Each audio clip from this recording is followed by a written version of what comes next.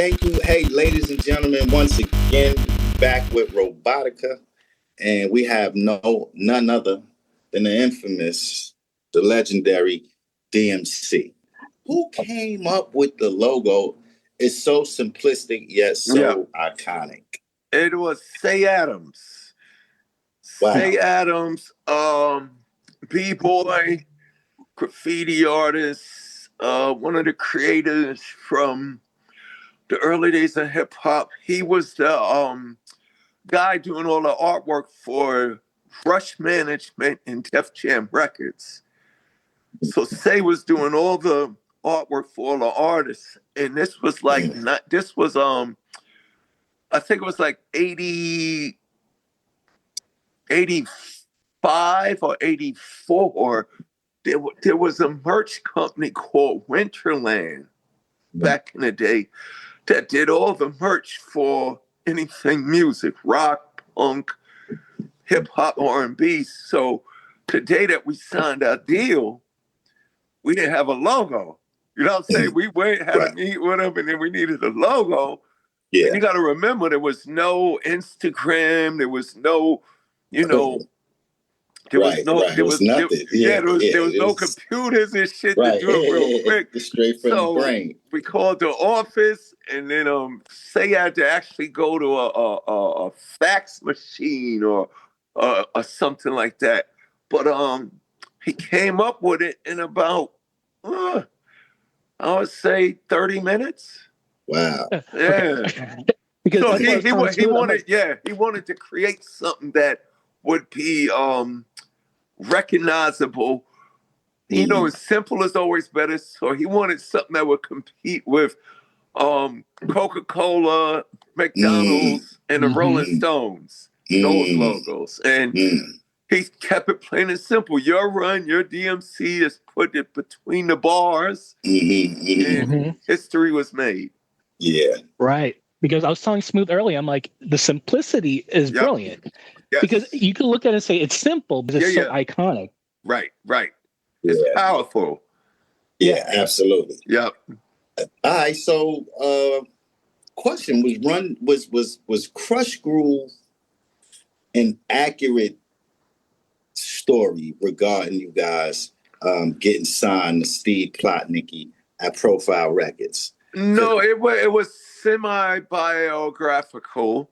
It was semi-biographical. It was more based on because remember, we was never on Def Jam Records, so it was more based on Rick and Russell forming Def Jam Records to get hip hop, a nice big record deal. But it was semi-biographical. Okay, all right. Because I know by y'all being on Profile, Russell he had Def Jam. Yep. And I'm like, how did you guys really navigate that storm? Because remember, I ended up signing the Profile as well. Yep. And then I started getting the real gist of who was actually keeping it alive. It was y'all. It was just a small few that was keeping that label really going hard. Oh, for sure. But I mean, Profile was a great label. It had Dr. Jekyll and Mr. Hyde. It was. Poor Righteous Teachers, us, you.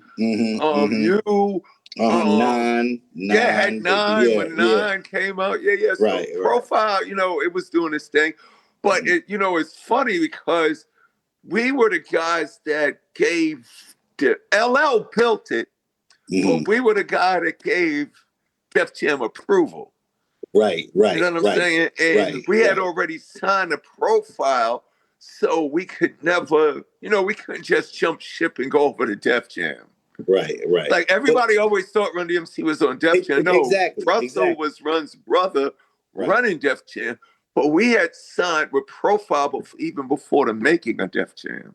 Right. Wow. So Russ was able to get Def Jam by walking in there to the, Columbia Records, I think was the first place before Universal. So they was like, why should we give you a deal? And all Russ had to do was say, I'm the guy behind Run DMC. And it was like, okay. Makes sense. Nice, but you got to give LL that credit. He's the one that built Def Jam. Right. Absolutely. Shouts to LL. Yep. Shouts to LL. 1983. It's like that. Yep. That shit highlighted the struggle, social issues. If you could remember what was actually happening then, right, in the world and the news. I know Reagan was the president. Yeah, Reaganomics. Like cocaine was the party drug and shit. Yep. What was the thought process behind this? Like, it's like that. Like, did you guys specifically say, "Yo, I'm going to talk about what's happening right now"? Yeah. And kind of like be the news reporters of the time. Yeah, because we had to follow the lead of the message. Because you had, it was always about rocking the hell out the mic. But once hip hop started making records, it was a responsibility for us to address the issues that our community was living in every day. So we took a beat from, remember the Phillies 4? They had Problems of the World today. Problems of the world today. Treacherous Tree had I know we can make it. I know that we can. I know darn well that we can work it out. Yes, we can. Then you had the message. I forgot.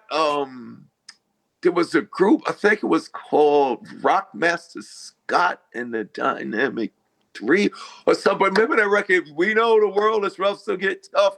We know the world is rough, so get tough. Oh yeah. So It was kind of like young, but definitely. Remember that song? Yeah. So it was always that, okay, when you get your record deal, you make your record, you spit your bars, you rep your hood, you talk about yourself, how great you are. But now that we had the chance to make records, we had to follow in the lead of Zulu Nation with Planet Rock. So it was like, yo, you gotta make a record. So we decided if you listen to it, it's like that.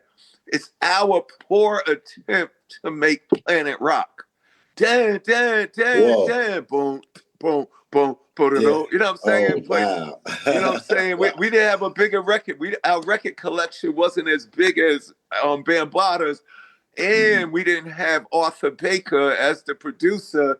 So it was just us. One of the greatest producers ever is Larry Smith. So he said, we're going to make a beat version of all of these big records. Like me and Run, we had this thing that we call, we're going to make a beat jam. You know what I'm saying? Putting everything on the beat. So we knew as long as that beat was going boom, that boom, that boom, that boom, we knew it was going to be good. But we definitely wanted to make a message record following in the lead of the message. Because, most of the hip hop records always needed a message.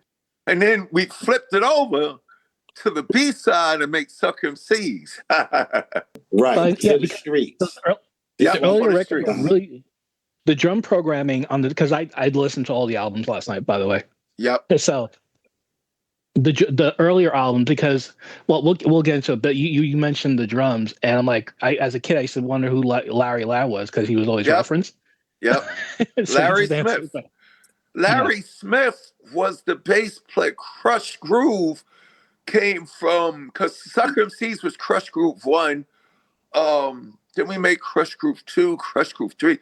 Krush Groove was the band that was making all the music for Russell, for Orange Juice Jones, Jimmy Spicer, Curtis Blow. Yeah, the band that was making all the music for Russell in the early years was called Krush Groove. Okay. Wow. So Larry Smith was the leader of Krush Groove. So when we made Suck MCs, we just called it Krush Groove 1 because of Larry. Okay, so because I noticed through the discography, through the catalog, you have Krush Groove 1, 2, and 3 throughout the records. Yep. So Suck MCs was the first Krush Groove song, and it was really Krush just because it was hip hop. But the band that was making all the music, Larry Smith was the bass player. Davey DMX. Davey DMX was not only one of the best DJs, he was also a guitar player. And so we was like, you know what? We're going to identify our beat jams with the band that we was taking all our music from. That was doing all of our music. But we was using a DMX drum machine from back in the day. It was the DMX drum machine and that the kick drum was Roland. insane. Yep, in the Roland 808 drum machine. Wow. Yeah. Wow. That kick drum is banana. Yeah. It's hard. Yeah, it's hard. Yep. Hell yeah. Yeah, to this day. 1985. Yep. King of Rock. First there is none hip-hop- higher. Yeah, first hip hop rap album to be released on the CD, actually. Went platinum, probably double, quadruple, I'm sure. Double platinum. It went double. Yeah. This album had a lot more heavy guitar riffs, like a lot more geared, like rock geared. Why? And like, was it like a collective effort, or did you guys get resistance? Like how? No. I'm the guy that brought the rock element into Run DMC. Because when I was growing up, I was the guy that was just.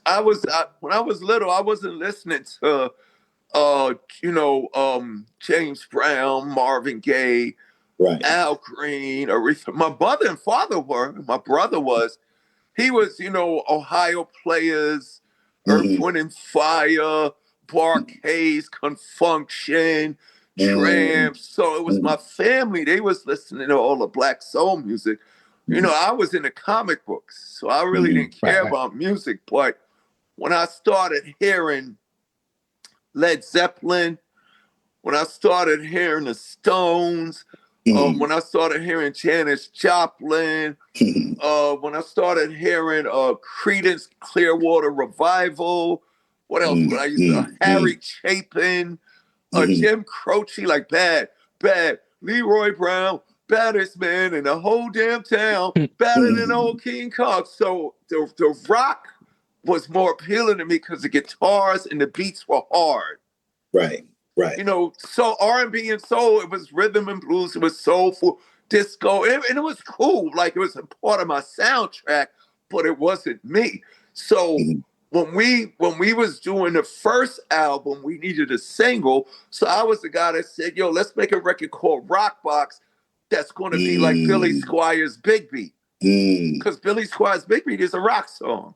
Sharo's Rockin' in the Pocket is a rock song. We Will Rock You by Queen. Boom, boom, dash. Boom, boom, bad. But hey, yo, boy, make a big noise. Like, I said, yo, let's make it pop like that. And I got that from the Cold Crush. Charlie Chase, Tony Tone, and the Cold Crush 4MCs. Their routines were like rock songs. Wow. You know what I'm saying? Right. So we did Rock Box, and then the next year, 84, we did Rock Box with the first album, and it went gold. Like, it was like, there's no way anybody wants to hear a whole album of hip hop. So we put out the self-titled Run DMC, sold 500,000 records, got us on MTV. Once we got on MTV, they were saying hip hop wasn't going to last. So I took that personally. So I said, hip hop, I said, hip hop ain't going to last. Well, motherfuckers, I'm going to call myself the king of rock. And let's see how you like that. Like, when I was 15, 16 years old, I was like, if I ever get on a mic, Elvis Presley's going to bow to me when I walk in a room. That's right. When I step on a stage, Mick Jagger is going to hand me the microphone and say, do your thing. That's what I'm saying? So it was an attitude of, the world didn't believe in us, but we believed in ourselves. Timeless. Yeah. I had this rhyme. And actually, the King of Rock rhyme was at the end of the song. And it was Russell who said, you know what? Take these rhymes, put it at the front of the record. Because I used to just come in the studio and Larry would have a new beat. And I'm always writing. So they would just say, D, go in the booth and rhyme. So I would just go in the booth and rhyme for like 2 hours. Just to see, if they heard, that could be a song, or that could be the start of the verse, this and that. Like, I had all my rhymes, and then whatever rhymes Russell think would be dope for the record, all Run had to do, because he was the leader, he would write the opening rhyme. Right. But Which made sense. Right. All we had to do was go in the booth, and Run could just switch off with me, because I was always saying my rhymes, so he knew them. But King of Rock was actually at the end of the record because I had this idea, yo, I'm going to rhyme for 3 minutes straight. And then at the end, all the music's going to stop and I'm going to scream, I'm the King of Rock. Russell said, no, do that shit in the beginning. Yeah, something I noticed last night that I never noticed before. There's an intro to King of Rock that I've never. Is that on the album? Was that like a? Oh no, you know that was a remix. That after we made the record, Larry did a remix called "This Is the Way." Is that what you're talking about? No, it's like right before King of Rock, and it goes into King of Rock. I mean, that's why I saw it labeled as last. Unless it was the one that goes, and this is the way we rock to hell. I gotta listen. Yes.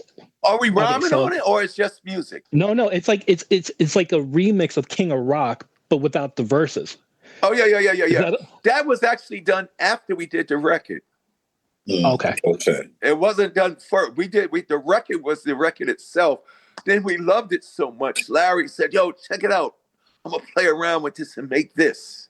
But that that was before remixes was even being done. Right. That was just for us. You know what I'm saying? But they decided to put it on the album. I noticed too with the first 4 Run DMC, there aren't a lot of samples. It's all programming. Yeah. That's what was phenomenal. Larry Smith is the greatest hip hop producer ever that a lot of people that don't know about. Larry produced our first 2 albums by himself, and he produced Houdini's album with Freaks Come Out at Night, Friends, 5 Minutes of Funk, all by himself. Shouts to Larry. He was able to do that because he was a musician. So it's a lot of programming in there. Larry's technique was composing the typical way a musician would, but we were just giving him hip hop. Wow. So at the same time, he's doing what he usually do, but he's doing it with new ingredients. Right. You know what I'm saying? So it was like really different. It wasn't like Sucker MCs is actually Allison Smith's Action. She had that song, Action. I'm a lady on the move. I need action. I got so action starts. But Larry said, no, we're going to reprogram the beat ourselves. We had to make everything harder. Right. Because if you notice, if you listen to Chic's Good Times, the original one sounds way better than Rapper's Delight. Rapper's Delight sounds light and cheesy. But if you listen to the original Good Times, when that shit goes good times and that bass come boom, but that shit is hard. Yeah. So we said we gotta reprogram because we didn't want to just sample. So we said we're gonna reprogram to even make, because then you have control over your own beats. Right. You know what I'm saying? Right. Wow. So we're jumping ahead, but where did the loop for Peter Piper come in? That came from old school mixtapes. No, well, not even mixtapes, old school live tapes. Like if you listen to hip hop before Rapper's Delight, before rap records, that beat Mardi Gras by Bob James, everybody rapped to that. Millie Mel rapped to it, Mo D rapped to it, Crash Crew rapped to it, Busy B rapped to it, Slow Boy, everybody was rapping to that sample, but nobody did it on a record. So we said we're gonna put it on a record and we're gonna put a hard ass 808 drum up under it so it could kill the speakers. Because nothing we did was for radio play. Everything we did was for park jams, clubs, and fucking speakers in cars. So that shit could be loud. I'm glad you mentioned that because I said to Smoothe earlier, I'm like, I noticed that a lot of their tracks are like 5-6 minutes long, which is not normal radio play. So it must have been with the purpose of club play, right? Yeah, all day, yep, okay. 100%. And you would make a radio edit. You would cut a short version that was like 3 minutes. But look, back then the radio station used to play your whole record. You get your whole record for like 4 or 5 minutes, which was dope. Well, what I find amazing over and over and over, right? With the creativity of new records and hits and just iconic songs that just kind of transcend time. I was talking to Ice-T yesterday, which is another big homie, right? And he was telling me about his Schoolie D influence. Oh, hell yeah. He wrote 6 in the Morning right behind the cadence of Schoolie D. So Parkside Killers, yep. Yeah. So just to hear you say that you took action.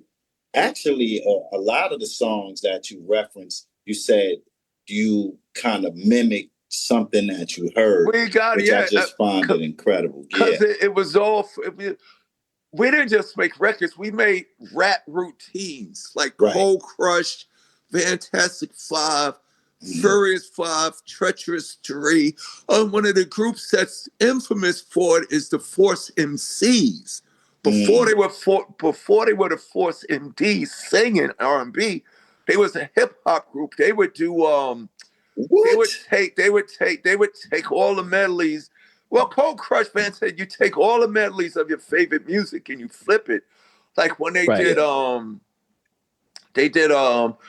they were the Force MCs from Staten Island, and on the ferry boat we came sailing. We went back and forth and back to keep the sucker MCs on off our track, and on the microphone, this is where we belong. I'm the Stevie D, I'm the STE, the VIE, the baddest rockin' man. And so it was all about taking, it's tricky as old Mickey. Oh, Mickey, you're so fine. You're so fine. You blow my mind. Hey, Mickey. Hey, Mickey. But you would just put, you know what I'm saying? So you would, that's so weird that you say that. Yeah, I wrote that. That originally was a rhyme routine that we would do live. We would do it over Kraftwerk's numbers. Boom. Remember, boom, digga, digga, digga, digga, boom, da, boom. 1, 2, uno, dos, tres, cuatro, boom, da, boom. So it's tricky to rock a rhyme over Kraftwerk's numbers, or it's tricky to rock a rhyme over Planet Rock instrumental. So everything, No, I was gonna say, isn't it crazy how Kraftwerk had so much influence over hip hop production? There would be no hip hop without fucking Kraftwerk. You're absolutely right. It would be because Kraftwerk made it hard. Like we took disco, but disco was too R&B-ish for us. That's why when DMC dropped Circumcised, that's when everything got hard.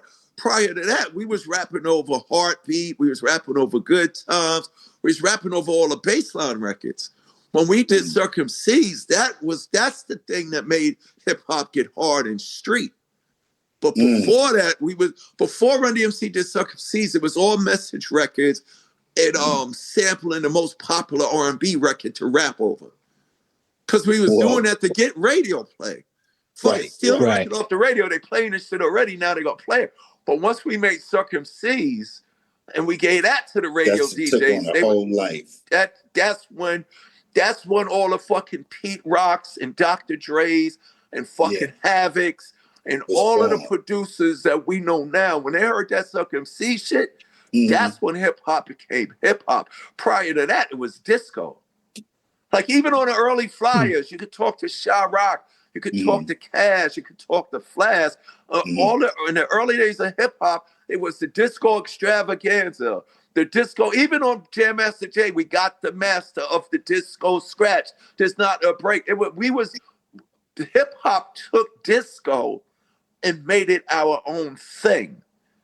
But then it got so dope and hard, we didn't want to call it disco. So we called it hip hop because we identified it as it wasn't disco anymore. Because disco had died. Disco was over.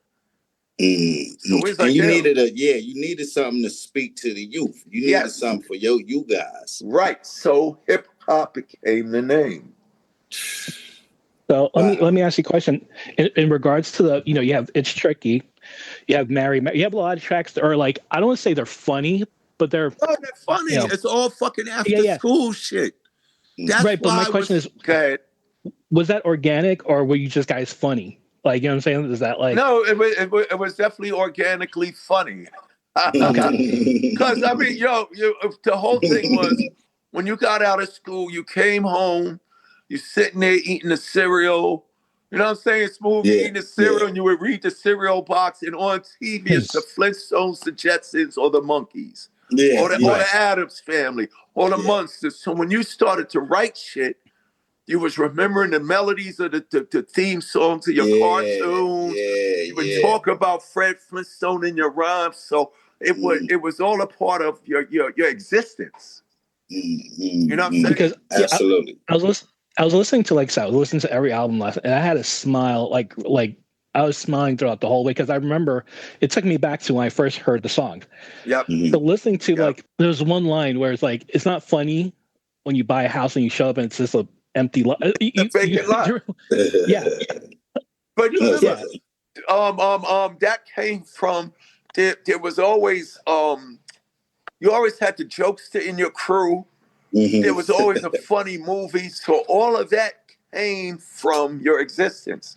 Right. So, you know, that's why even when you listen to fucking gangster rap, it's mention of everyday stuff. Right. You know what I'm saying? Right. Because, you know, while the gangs are gang banging, the drugs are being sold, your girl's driving you crazy, your mother and father making you mad, your brother's messing with your stuff. So for us, when we was first coming out, most of the stuff that we was putting on these records, you know, because it's the 80s, most of the stuff that we was putting on the records had to do what you was wearing, had to do what you was seeing in the movies and on TV, and had to do what was going on in your neighborhood. So, you know what I'm saying? So even if you wasn't in the street, you could relate to what we're talking about, what's going on in the lunchroom at school. Right. So those were the things that we included. So it wasn't intentional, but it was because it was organically, you know what I'm saying? Absolutely. I can totally relate. Yep. 1986, Raising Hell. Yep. That's when the shit is changed everything. Yep. Yeah, my Adidas, Walk This Way, or I mean, was you guys? Where were you around that time as far as ego, as far as the mindset of like this whole new wave? Because y'all had Adidas. I mean, y'all wasn't right. Was y'all connected already to Adidas? No, they called out. Adidas didn't approach us till the record was out for like 3 months. Wow. Because they didn't understand why the sneaker was selling so well. And it was like it was an intern that was like, it was a white intern at that said, dude, y'all don't know Run DMC, the rap group, made a record about the Adidas. And they was like, what is hip hop? Adidas was like, what is hip hop? What is Run DMC? What is a rap group? Like they had no idea what was going on. And it was like the record was out for 3 months before we got a call for them. So what you did for Adidas is essentially what Mike did for Jordan. I mean, 100%. Yeah. Adidas need to write us a big check. They are where they at now. Absolutely. Like they was always in sports. We ain't saying that. We talking about their position as a lifestyle fashion company.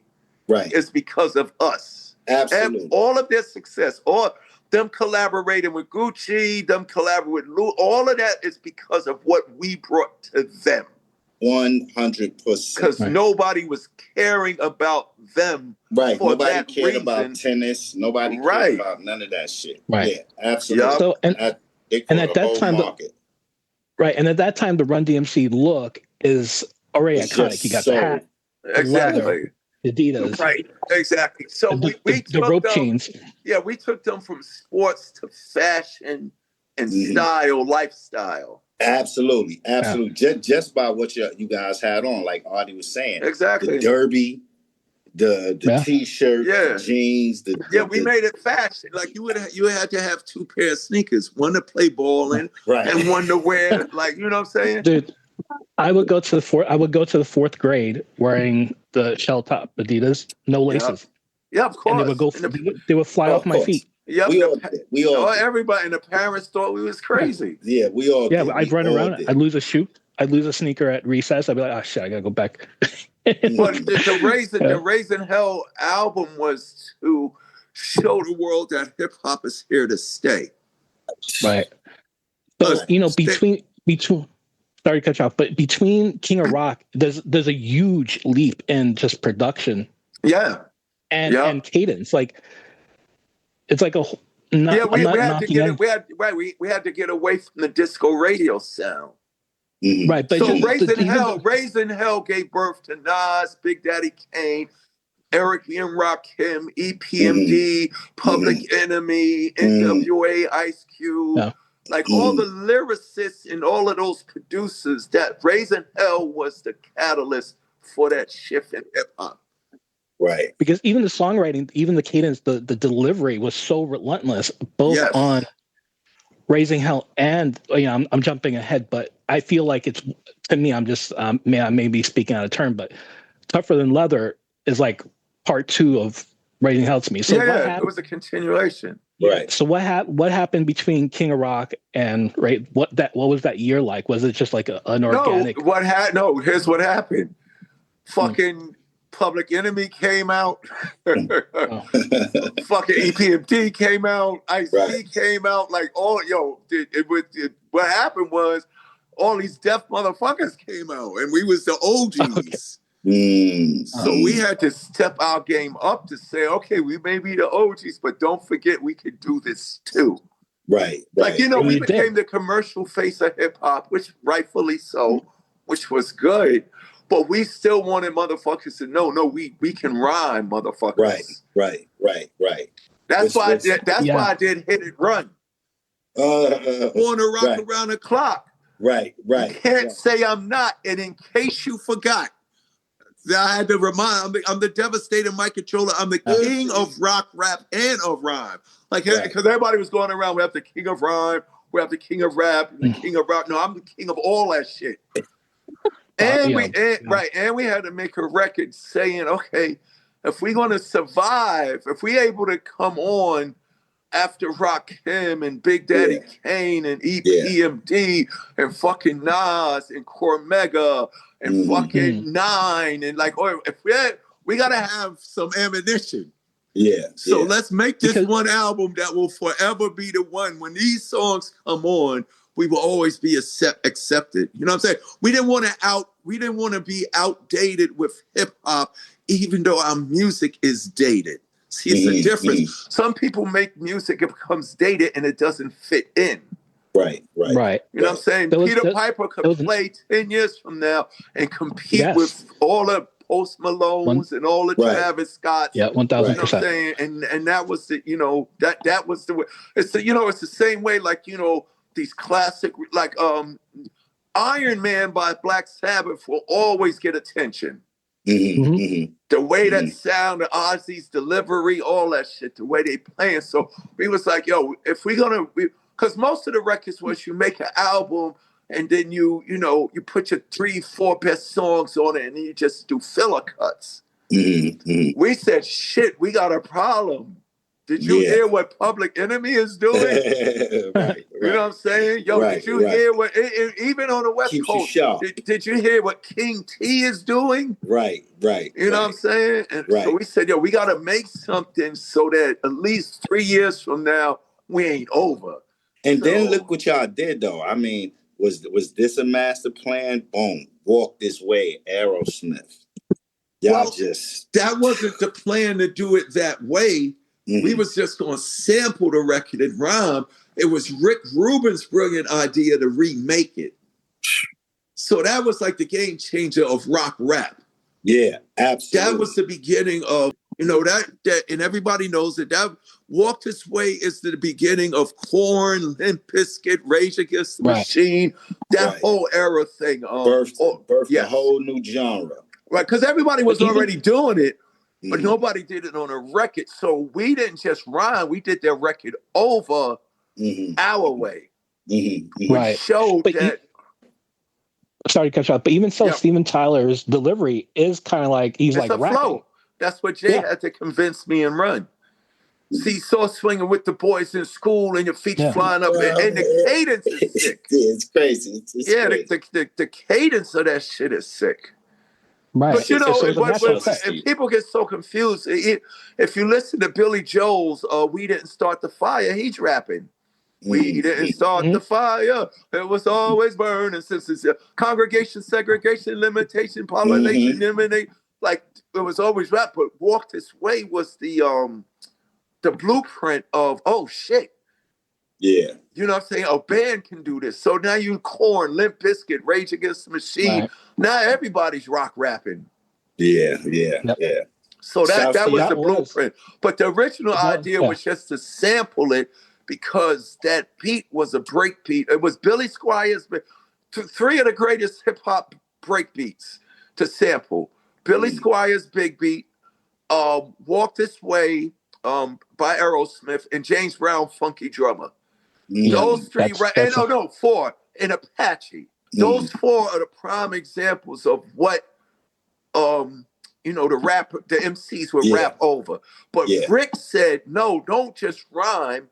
Let's do their lyrics over their own beat our way. And that was the game changer. Yeah, damn. And that record did so much. What it basically did was it revitalized Aerosmith's career. No, it brought it back 100%. They said that they were completely gone.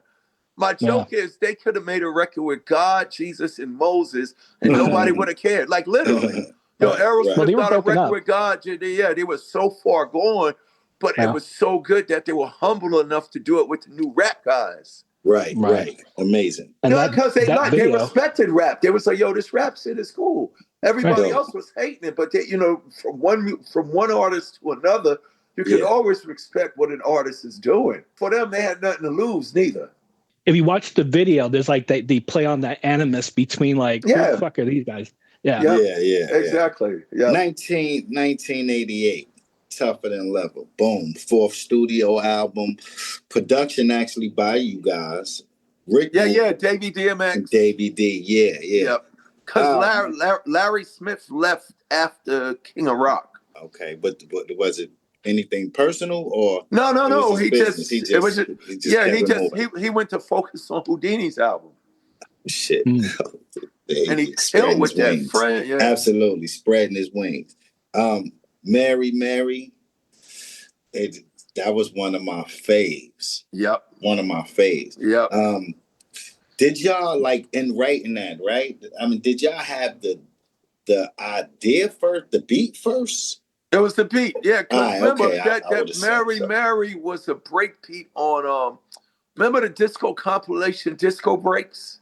Disco Breaks. All the DJs had the Disco Break Volume 1, Disco Break Volume 2, and it was all a break piece. It was all the Body Gras was on there, Big Beat was on there, Mary was on there, Black Betty was on there. So it was on Disco Breaks, but the idea came RUN, who was DJ RUN also. He was mixing Mary with I Can't Stop. Ran that and he put Mary over it as a blend. And we heard that and we said, yo, this shit could be a record. So it was like, yo, D, write some rhymes. And I came up with the rhymes for Mary. And Mary is the Monkey song from the band The Monkees. Oh, okay. Yeah, the Mary is off the Monkees catalog. So shout out to the Monkees. Shout out to the Monkees. Back to Grandmaster Cass. Hip hop didn't invent anything. It reinvented everything. Yes. Yep. Oh man.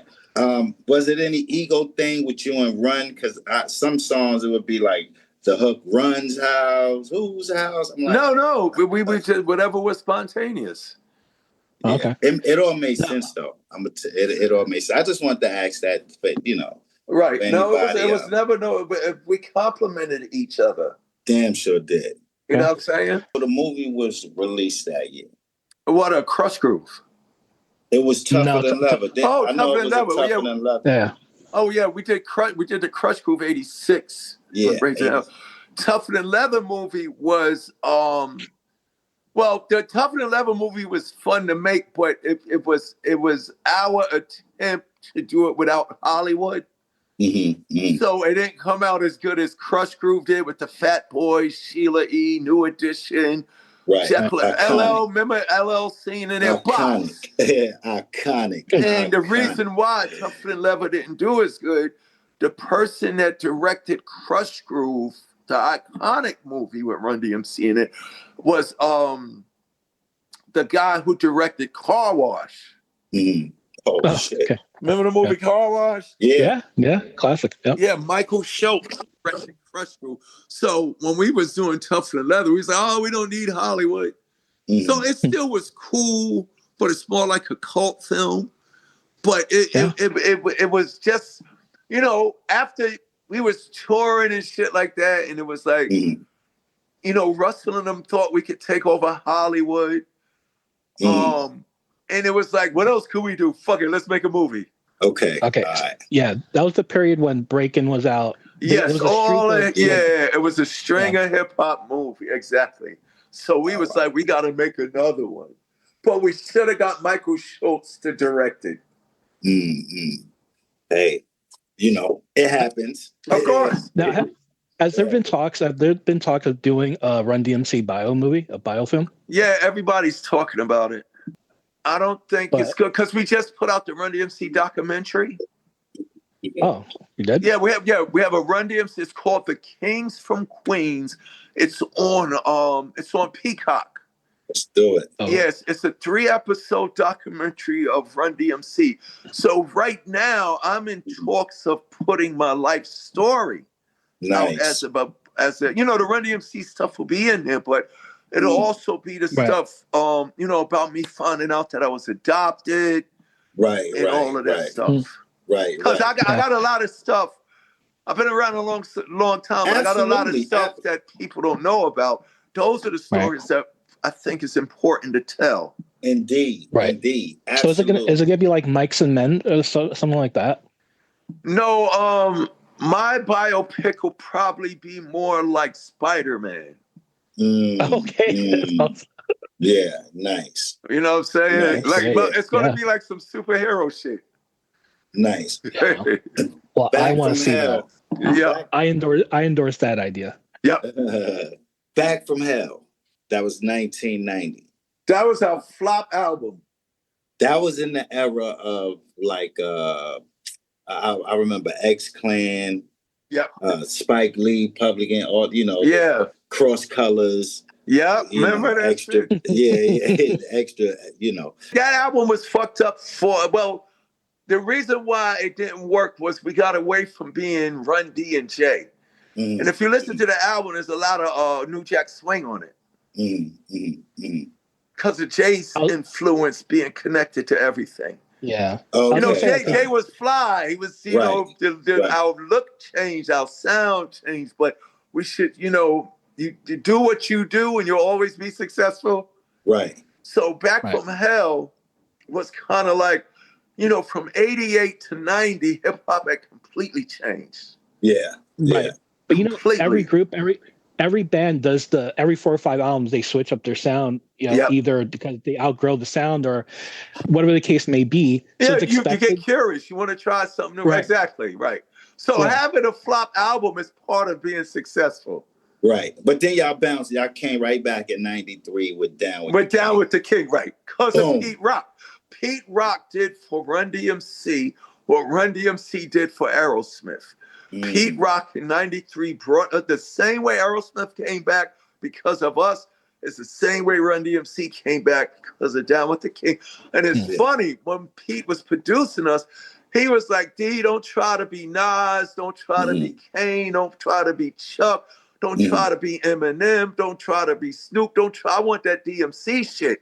And it was the first time somebody told me that shit. So I came with the bars of the century. Right. I'm taking the tours. I'm wrecking the land. I keep it hardcore because it's dope, man. You know what I'm saying? If the G.O.D. be only G.O.D. could be a king to me, and if the G.O.D. be in me, then the king I be.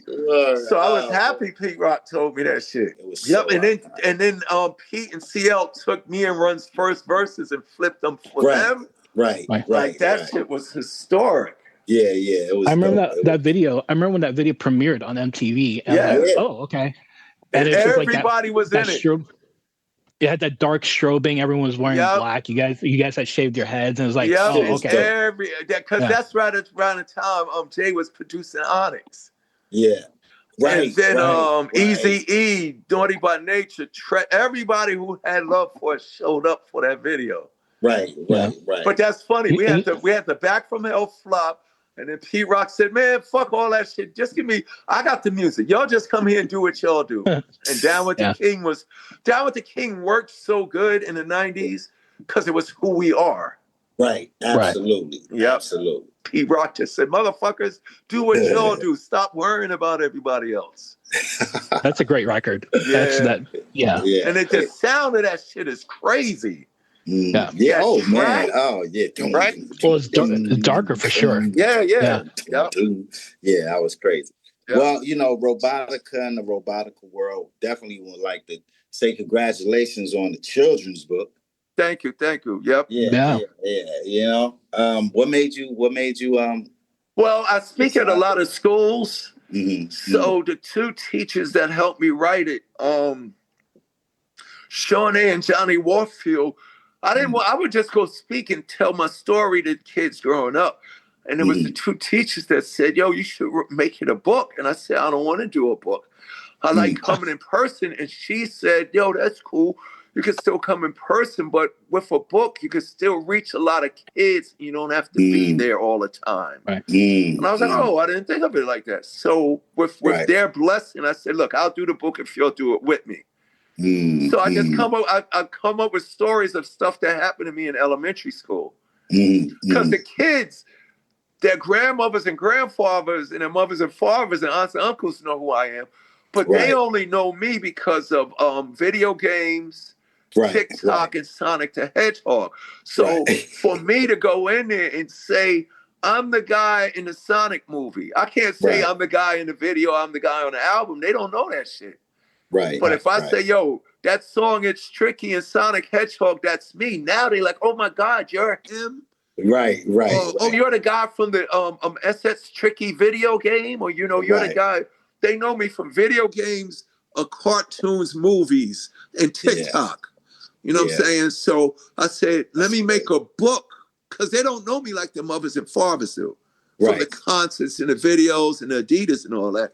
But if I make a book where the third grade kid sees the man whose song is in a Sonic movie, he realizes, oh, that guy was in third grade like me once. That has a huge impact on him. But if I just come in there and say, yo, my record's out right now, they don't know.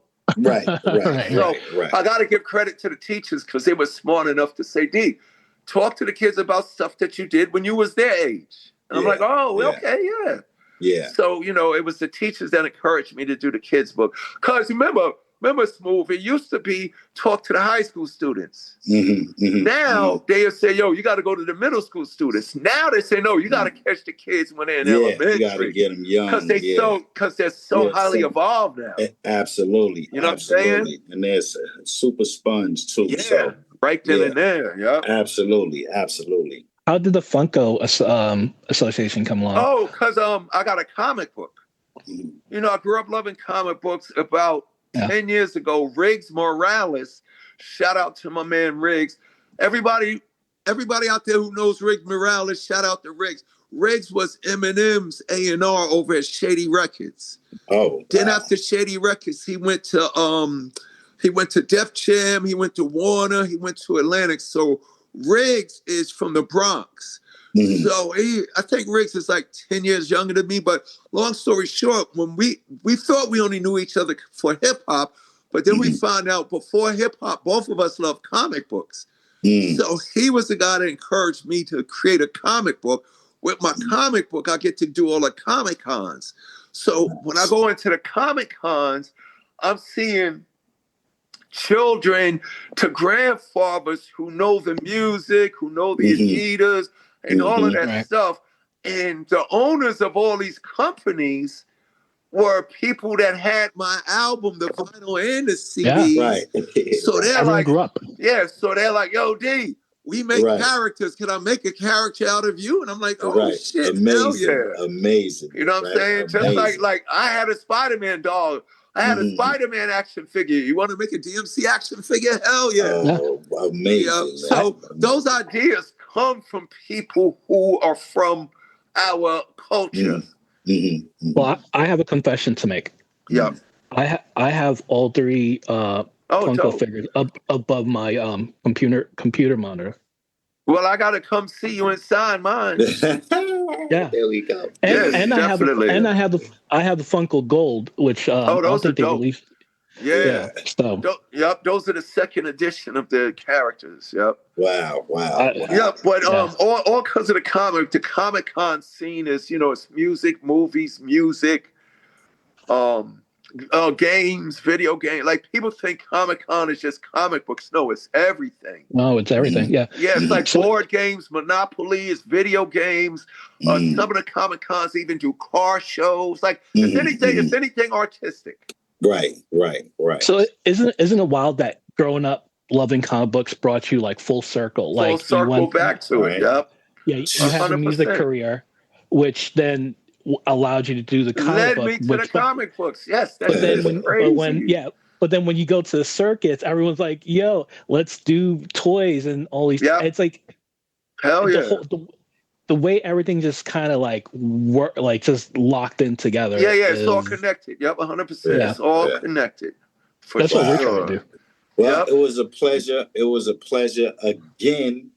Most definitely. It's our second round with the legendary DMC. So I gotta thank you. I gotta come back on January 23rd. My new singles drops. That's right. And we're gonna have a lot of fun with that one, especially you, Artie, because January 23rd. The song is called "She Gets Me High." I know. I've been looking forward to that for like 2 years now. It's Travis Barker, Mick Mars, Sebastian Bach, Duff McKagan, and DMC. All my favorites. So, because I really want to get into the Royal Machines. There's so much. Yeah. Man. I want to get crazy. To the I'm performing with Dave Navarro and Steve Stevens and Billy Morrison. ZZ Top shows up. David Lee Roth shows up. It's so crazy. You never know who's going to. Yeah, right. It's crazy. You the king of rock. Yep, that's the king of rock. Sure. Who can pull this off?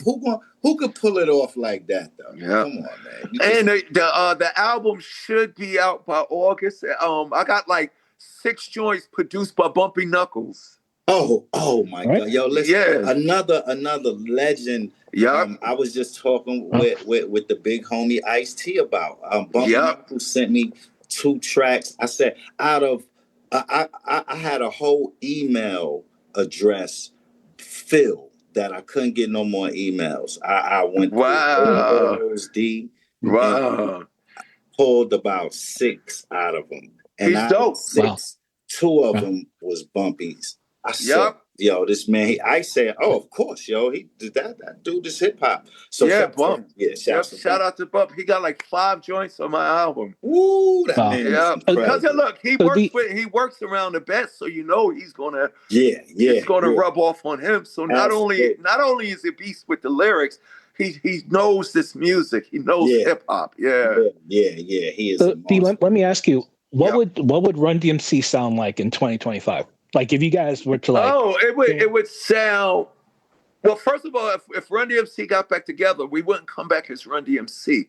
We'd have to come back as a different entity, sort of like you remember you had Audio Slave, you had Soundgarden, you had Rage. You know what I'm saying? Because Run DMC be like a super group. Well, no, it would be more like what David Grohl did with Nirvana. He created the Foo Fighters. Yeah, because you know what? The Run DMC, even though it's me and Run DMC is Run DMC and Jay. That's the band. Yeah. Right. So right now in 2025, if I had to say what would Run DMC sound like if it was me and Run, we'd sound like Rage Against the Machine and Beck. Wow, that's I was not expecting that because it makes sense because you guys were planting those seeds throughout. Exactly. And the motherfucker Slip Beck is one of the greatest ever. Yes, he is. Yeah. Like he's like Yeah. Prince. He plays every instrument. If you ever listen to his songs, it always got hip hop in it. Yeah. Like Yeah. Beck, shout out to Beck. So I would say it would definitely sound like Rage and Beck because I'm a little more on the heavy metal side. And then if you listen to the Beck songs, you know, it has that it Like has Loser. that it has that Beastie Boy you know, Beastie Boy, Run DMC, or you could say Tribe Called Quest feel to it. So if Run DMC came out with a record today, it would definitely sound like Rage Against the Machine and Beck. So my question is, can you like do that soon, or like can we get that by 2026? Right, exactly, right. That's why I was leading to, like, when can we get that? Yeah. But coming soon. Absolutely, man. Well, so right now, if you're in the hardcore punk, I'm on Agnostic's Front's new album. I heard it. Yeah, they just dropped the record's called Matter of Life and Death. I'm on that album. Like, I love punk, metal, rock, and hip hop. So if it's any of those four things, I'm on it. Nice. Well, so that's good to know because we're doing that. Me and Smoothe actually. Well, y'all gotta send me a track. Send me a track, man. I gotta get a feature on one, and I got a verse for y'all. First, can we get that in writing? Oh, no, you have it right here. Legally, this is proof. There we go. Legally, this is proof. DMC says it's okay that I'm a send you a verse and y'all can put it in the album or whatever you're going to do with it. Well, that would be a dream come true. And done. If as you're going through your catalog and creating, when you hear the right song, this would be perfect for D. Send it to me. Yeah, we ain't gonna approach you till we know. Yeah. When you hear it, say, we got to get D on this one. It's a done deal. Awesome. Absolutely. Right. Hey, D, man, we love you. The world love you. Thank you for your time. We really appreciate it. No, this is good, man. We all in this together. It's like I said, I remember when the 50th year celebration. I can't believe we're 53 years in already. But when the 50th year celebration of hip hop was starting, I was saying 50 years and we just getting started. Now we got, you know what I'm saying, Smooth. We got you. We got Smooth the Hustler. We got DMC. We just mentioned the big homie Ice-T, the big homie Bumpy. Now we all here now. Now we got to start taking our culture into anything that can communicate it, whether it's speaking here like this, TV shows, movies, plays, artwork, anything creative, we got to attack. And that's what we're going to be doing right now. That's our mission right now. That's right. This is just another extension of our music or our creativity. That's right. Right. And in part 3, we'll get more geeky about it because I know we're oh, hell yeah. But, me and Smooth, we're building a company called Robotica. It's essentially cross media. So you're. And you know what I like about the name Robotica? Here's what I like about it. It's very, high-tech, scientific. It's sexy, right? Yeah, very sexy. But what I like about it is it's really DMC. It's really people. Like AI, they got all of this AI stuff. And I was watching the news the other day, and they said, AI we're going to get the good and bad to make or break an AI at any time. And the other day, I think it was last night, I would say, let me see what new music is out. And when I went to new music, Artie and Smoothe, it was like 5 of the top 10 songs were AI created songs. That's scary. So I'm going, okay, what's wrong with this picture? I could understand this AI thing of making music. It's in a genre by itself.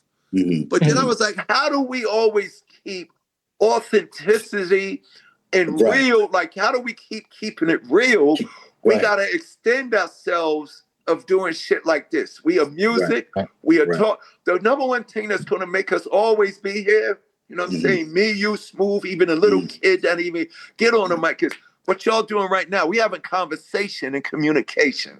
Right. As long as we have that, we can never lose. Right. And by me hooking up and coming on your show, you're still giving me an outlet to stay current because now I can give you a verse and be on your record. That's right. Yeah, you know what I'm saying? was the master plan the whole time. But I want to say, but I want to say Yep. this: it doesn't matter if a record came out in the 1960s or the year 2030. Right. People can see authenticity for what it is. 100%. Pink Floyd, you put on a Pink Floyd record today, and That people shit sound better than right. I know what you mean. Absolutely. 100%. Yep. It ain't about the time that you made it; it's the fact that you made it. Yep. Right. Exactly. Yeah. Exactly. And my final point is before we get off. So, Mary Shelley's Frankenstein is a movie on Netflix. Oh yeah, the new one, right? And that's essentially the first sci-fi story ever told. And it lives forever. Yes, so, 100% right. Yep. And that's my goal. My goal is to make things that that's what you have to do for sure. Yeah. So yeah, man, y'all keep being the legends that y'all are doing yourselves. Right. And let's stay in touch, baby. Absolutely. Thank you, brother. You have an January amazing 20. January 23rd. January 23rd. Yep. Okay. Yeah. Yep. DMC, Robotica, we out of here. Robotica. Let's go. I can't wait till you have the Robotica convention. Yeah. T-shirts. For sure. All right. All right, man. All right, Thanks so much. All right, Smoothe. Thank you, Artie. All right. Bye. All right.